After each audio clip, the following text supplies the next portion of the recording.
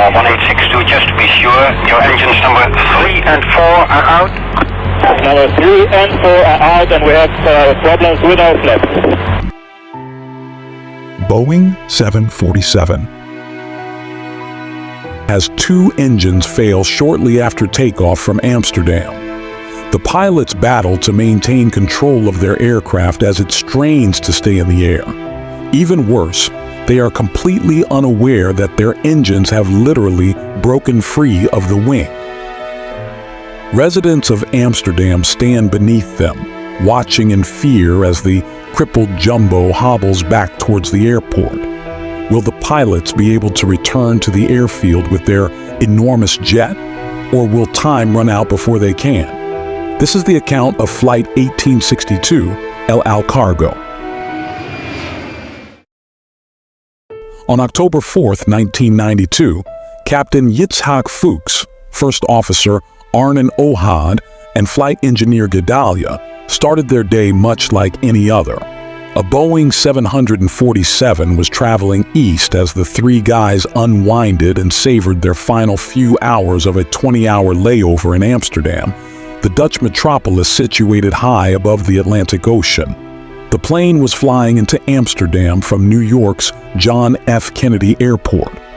It would then finish the last portion of its trip to Israel's Ben Gurion International Airport from there. Captain Fuchs was a 59-year-old veteran of El Al.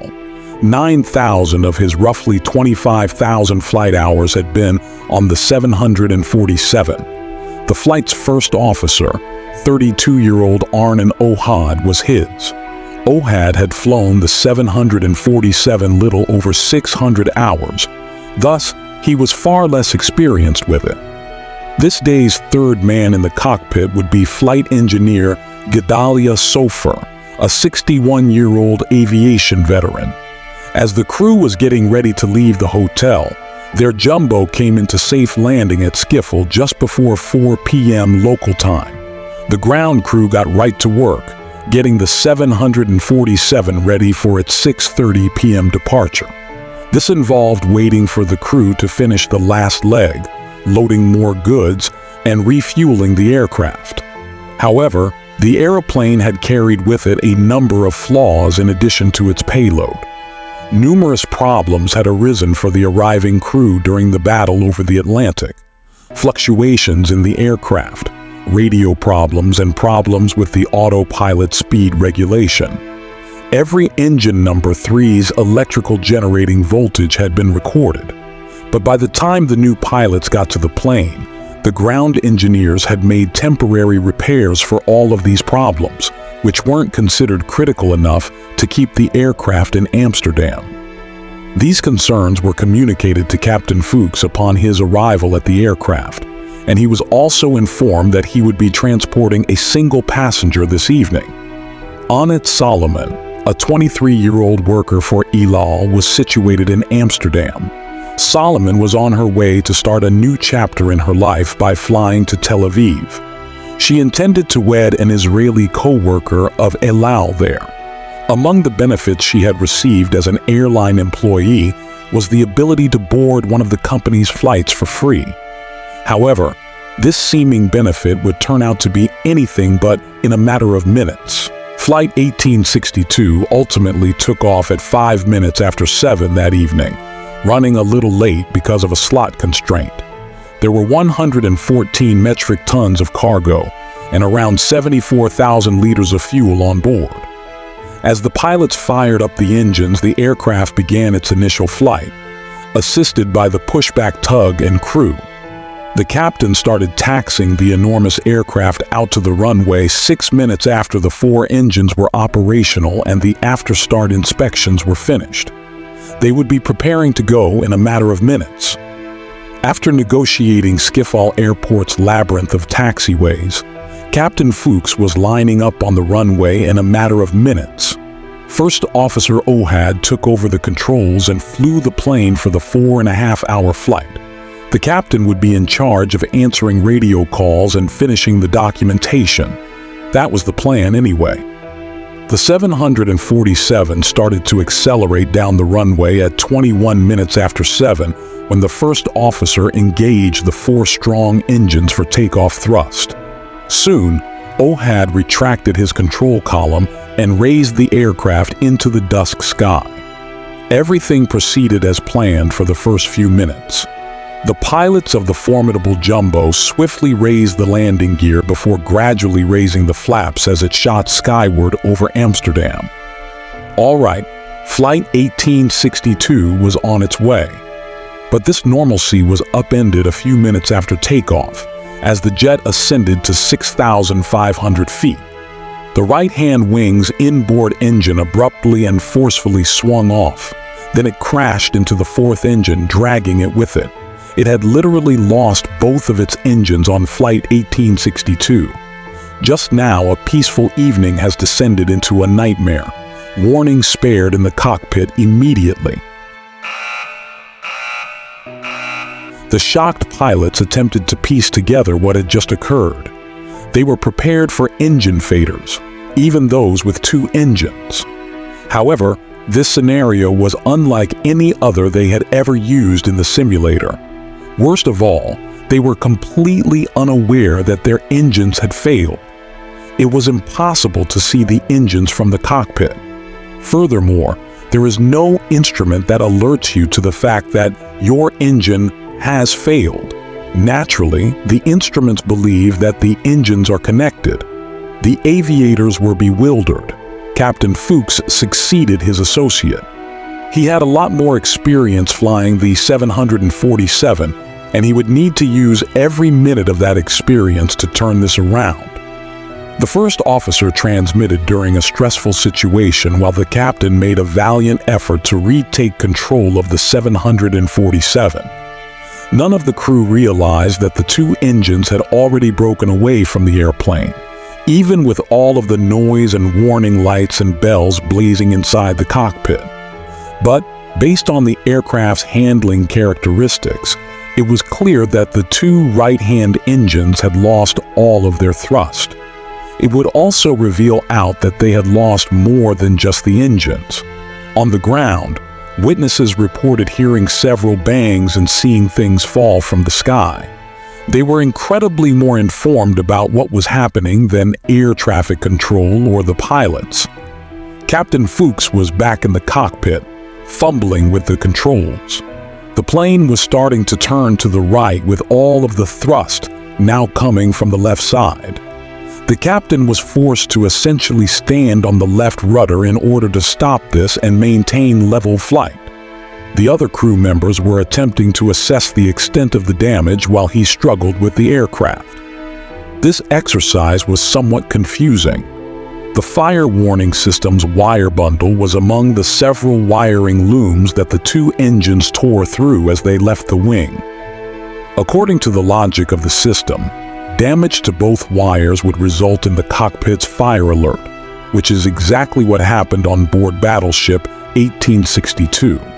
The crew had neither engine number 3 nor number 4, nor did they have a fire on engine number 3. The pilots were unaware of the actual severity of their predicament.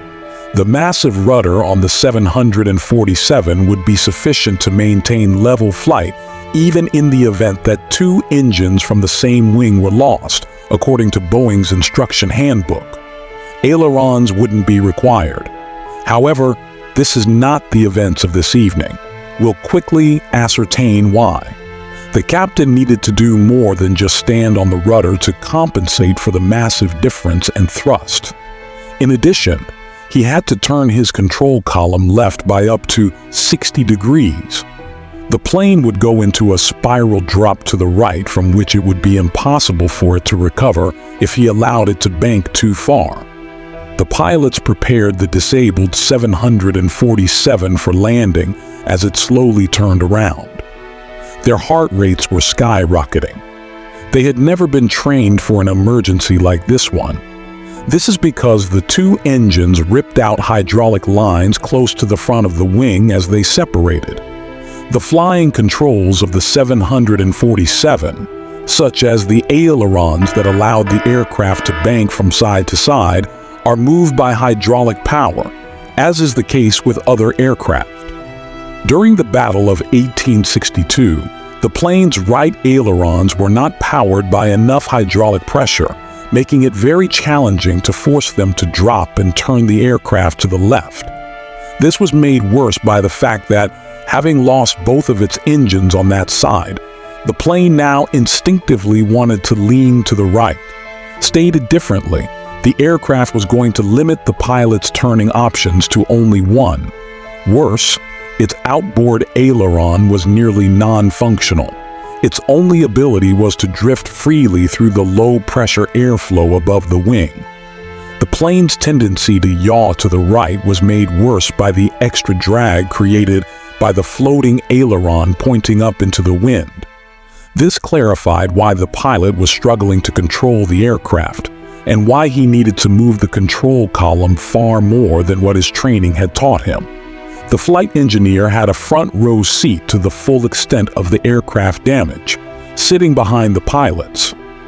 He could see from his banks of dials and indicators that many other aircraft systems, not just the ailerons, were rendered completely disabled by the loss of two of the plane's hydraulic systems. Hydraulic pressure was necessary for the landing gear, flaps, rudder, brakes, spoilers, and engine reversers to function. All of these were also harmed or diminished in some manner. It was a very intimidating scenario. When the airplane is approaching the runway and landing, each of these systems is essential for reducing its speed and bringing it to a stop. The pilots would be facing an entirely different plane through the controls than they were used to, even if they could somehow align the aircraft with the runway for a landing and maintain control over it. The skipper had to manually wrestle the heavy, unresponsive jumbo as a result of the control surfaces failing and being seriously degraded. The crew was told by air traffic control to get in touch with the approach frequency so that another controller could direct them in. The new frequency was radioed by the first officer. Runway 27 was by no means the best option. There was a noticeable tailwind which would significantly increase the plane's speed in relation to the ground when it landed, lengthening the landing radius and increasing the forces it would encounter. Although the crew's decision to land on the westerly runway startled the controller, he had no right to dispute their judgment considering the gravity of the emergency. The fact that the conflict was barely 7 miles from the runway was also noted by the controller. Although that might seem like a lot, an aeroplane can fly for less than 3 minutes with that amount of time. The runway was a little too high, the crew was too high, and they were moving too quickly from where they were. Enjoyed a tailwind. They would have to get some distance from the runway if they were going to land there. Instead of only using the direct straight-line distance, pilots and controllers employ a technique called track miles to describe the real distance an aircraft will fly as it approaches the runway. A 12-mile final is required for landing. All right, let's go to point 100. Heading 100, right? Approaching 100. The controller devised a scheme. The controller vectored the 747 onto an easterly direction to allow the crew the extra track miles and time needed to slow down, descend, and set up the aircraft for its final approach. After that, the aircraft had to be completely rotated 270 degrees to the right. It would then align with runway 27 in preparation for landing. To slow the aircraft down, the captain cut the thrust on the 2 surviving engines. To safely land the plane, they would have to maintain a set speed. However, this is when they ran into their next issue. More lift was needed to keep the aircraft in the air as it slowed. Pilots increased the surface area of the wing by using flaps to generate this lift. More wings simply means more lift. However, the moment the pilots engaged the first notch of flaps, they came across an issue that had been unseen until now. The pilots wouldn't be able to slow down for a landing if they couldn't utilize the flaps correctly. Not only did they already have a tailwind, but they also lost both of their engines on the right side. As the crew hobbled their damaged jet back towards the airport, the cards were set firmly against them. The controller gave the flight permission to make a right turn to align with runway 27 when it was 13 miles from the runway. The pilots kept the jet turning west, but they were traveling far faster than usual because they didn't have flaps to slow it down. They made a significantly shallower turn as a result, and they ultimately passed through the expanded runway center line. Their circumstances were rapidly worsening. Not only were there serious issues with the aircraft itself, but there were also major flight control issues preventing them from aligning with the runway. When air traffic control saw this, they were told to make a further right turn so they could intercept the instrument landing system. The pilots knew only too well that things weren't going as planned with their approach. They were getting dangerously close to the runway, just 12 miles away, but they still had an almost impossible task ahead of them. The pilots had to make a second spin to the north to get back on course since they were still flying too fast and too far south of the center line. They were now only minutes away if they were going to land. The airport's safety was plainly seen, but the pilots would have to face some formidable challenges in order to get there. It was only as they began to slow down that the impediments became completely visible.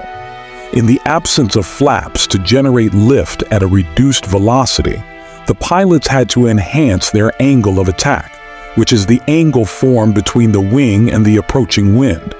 The plane would produce more lift the greater this angle, or put another way, the more pitched up the plane was. The pilots had no choice except to pitch up in order to maintain low altitude without deploying the flaps. But there was a negative aspect to this pitching up. The wing slowed down due to all of the airflow striking its now exposed bottom surface. Here was where the captain needed to find the ideal balance. The plane needed to be slowed down just enough to allow for landing, but not so much that it lost lift and plummeted from the sky. The pilot's situation would be easily resolved if the flaps were the only issue they were experiencing.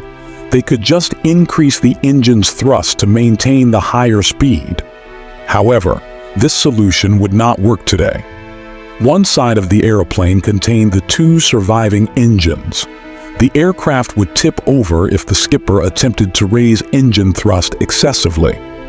To safely put this jet down, Captain Fuchs knew he would have to use every bit of his knowledge as well as a lot of quick thinking, and that might not even be sufficient.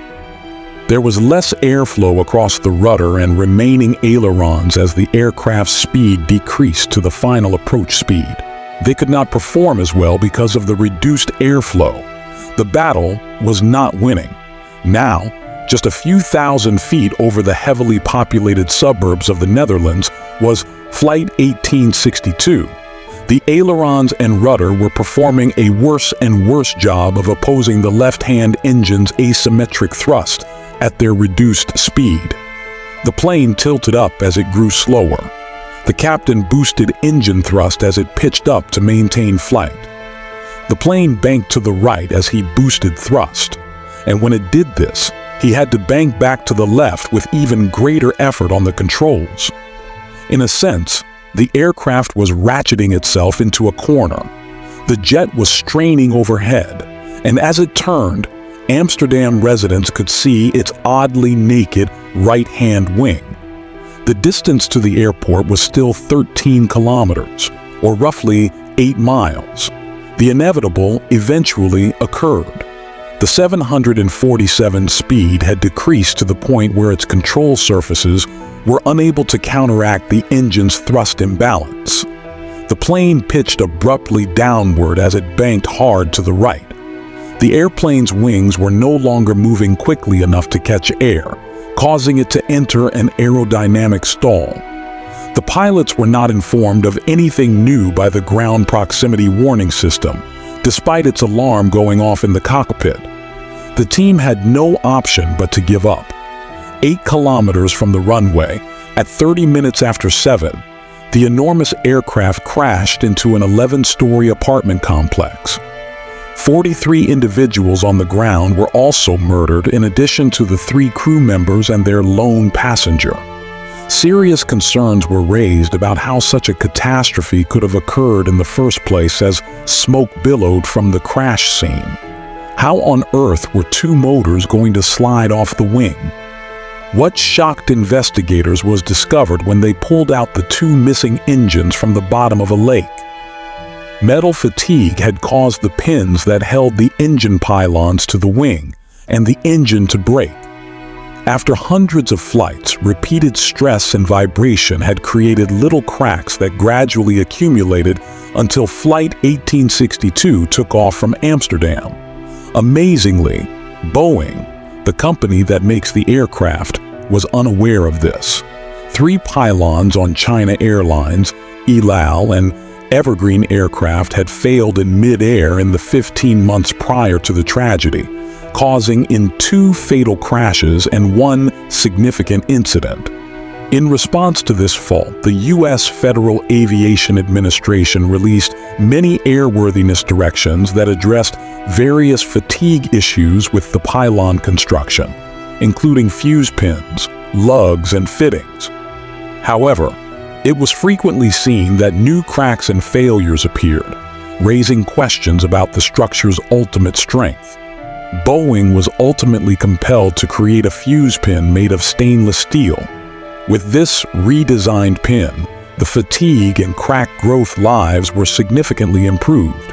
Fortunately, this advancement has rendered disastrous blunders like these obsolete. Although this modification arrived too late for the victims of Flight 1862, both on the ground and in the air, it is but one step in a lengthy line of safety advancements in commercial aviation that still goes on today. Thank you all for tuning in. Don't forget to like, subscribe, and hit that notification bell so you never miss out on our future content. Until next time, stay curious, stay creative, and keep exploring.